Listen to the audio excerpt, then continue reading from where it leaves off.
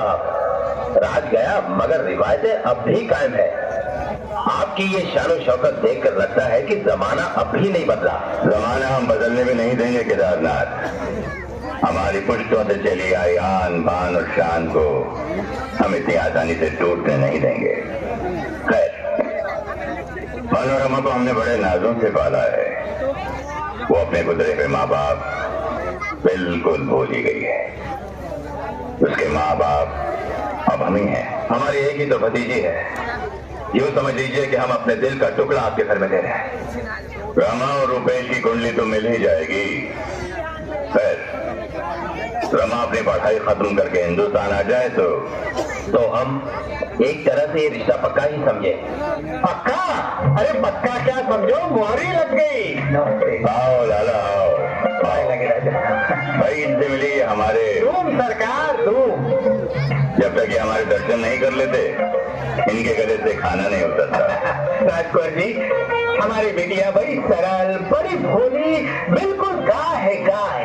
मुंह में जबान तक नहीं है, बिल्कुल गूंगी है गूंगी। लाला माफ करना सरकार, जुबान की स्लिप हो गई। अच्छा तो राजा साहब, हमें इजाजत दीजिए। शाम भी ढल चुकी है और हमें बहुत दूर भी जाना है। अच्छा केदारनाथ, इन्हें गाड़ी तक छोड़ा। नमस्कार।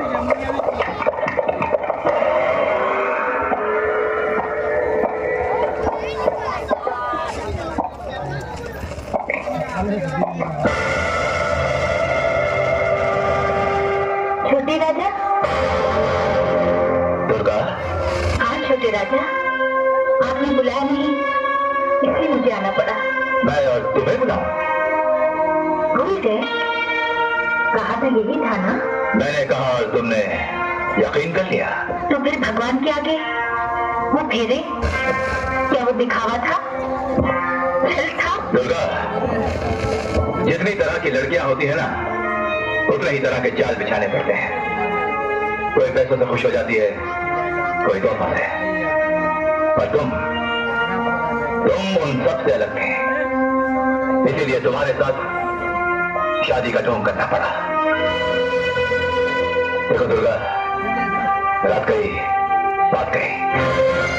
वो रात नहीं गई छोटे राजा, वो रात मेरी कोख में तुम्हारा वंश बनकर पल रही है। मैं तुम्हारे बच्चे की माँ बनने वाली हूँ। मेरा बच्चा? क्या सबूत है तेरे पास?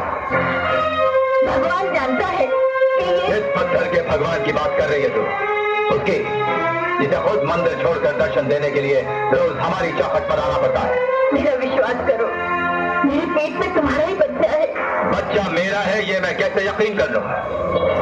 कौन जाने मुझसे पहले उस हरामजादे के माथे पर और कितने पापों की मोहर लग चुकी है। रणबीर!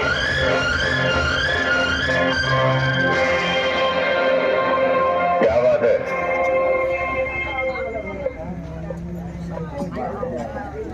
राजा साहब, ये औरत कहीं से अपना मुंह काला करके आई है और अपना कलम छोटे राजा बाबू पर थोपना चाहती है। चिल्लाती है, कहती है कि लाला तुम अंदर जाओ।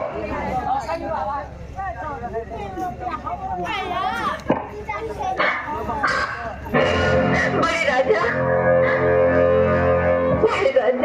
ये कलंक नहीं है, आप ही के खानदान का खून है, जो बेगुनाह अभी तक पैदा भी नहीं हुआ, उसे इतनी बड़ी सजा मत दीजिए।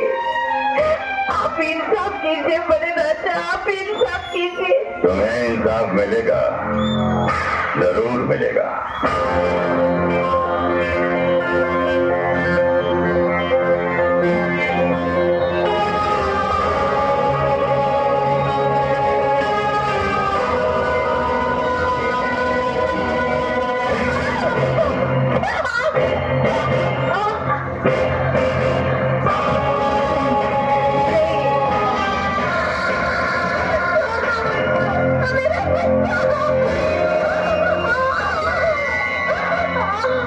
तूने कहा था ना ये मेरे भाई का बाप है, ले अब ये भी धुल गया।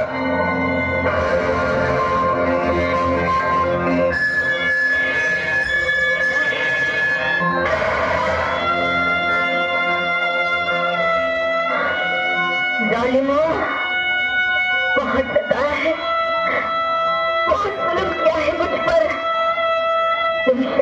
भूल गई।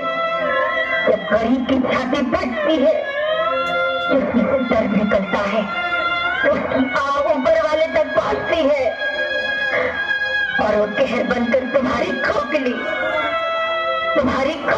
शान को चूर चूर कर देता है। मेरी एक एक बद्दुआ ऊपर वाले की लाठी बनकर तुम पर बरसेगी। जिस तरह यह भागन आज तुम्हारे आगे गिड़गिड़ा रही है अपनी इज्जत के लिए, एक दिन तुम भी किसी गरीब के आगे गिड़गिड़ाओगे अपनी जिंदगी के लिए, मगर तुम्हें भीख नहीं मिलेगी, कभी नहीं मिलेगी। तुमने मेरे खून से अपना पेट धोया है रणवीर सिंह, मैं तुम्हारे खून से अपने बाल धोऊंगी और इन्हें तब तक नहीं बांधूंगी जब तक मेरा कहा सच नहीं हो जाता।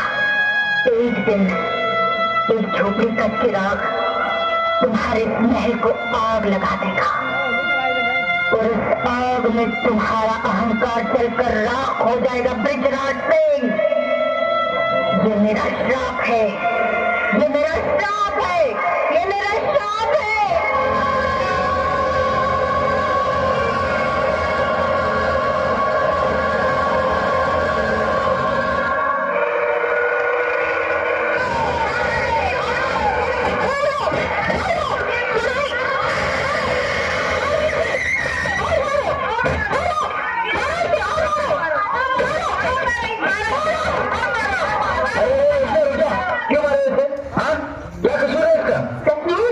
दीवानी हो चुकी है, पागल हो चुकी है, दिन रात अपने आशिक का नाम रटती रहती है। तो क्या हुआ? हम इसे गांव से बेदखल कर देना चाहते हैं। शर्म नहीं आ रही आप लोगों को? एक प्यार करने वाले को बेदखल कर देना चाहते हैं आप लोग? आप इसकी इतनी तरफदारी क्यों कर रहे हो अजय भैया? इसलिए कि इसने सिर्फ प्यार किया है, ये भी किसी को अपने दिल में बैठी है और प्यार करना पाप नहीं।